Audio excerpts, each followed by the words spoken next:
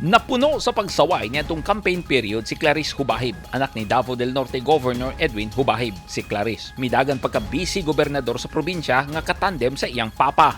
Kontra sa 25 anyos nga si Clarice, ang kaalyado ni kanhi President Rodrigo Duterte nga kanhi House Speaker Pantaleon Bebot Alvarez, nga incumbent congressman sa 1st District sa Davao del Norte. Apil sa Gipildi ni Clarice, ang seasoned politician nga si board member Tete So, na issue pa si Clarice sa milabay nga piniliay nga walay alam sa politika, neneng kon bata pa o giingnan pa nga ghost employee. Apan wala kini panumbalingan ni Clarice ug wala sab siya maglagot, apan nagpaubos lang siya. Pero luyos na nadawat nga atake, sekreto di ay nga nagatabang si Clarice sa mga tao sa probinsya, hilabi na sa mga nag-ilaid ug nabiktima sa baha. Sa resulta sa eleksyon, nakakuha si Clarice og 208,000 votes kontra kang Congressman Alvarez nga 110,056 votes, nga halos katunga ang biya. Si Clarice usa sa pinakabatang Bise Gobernador sa nasod ug nangandam na nga mulingkod karong Hulyo 1, 2025.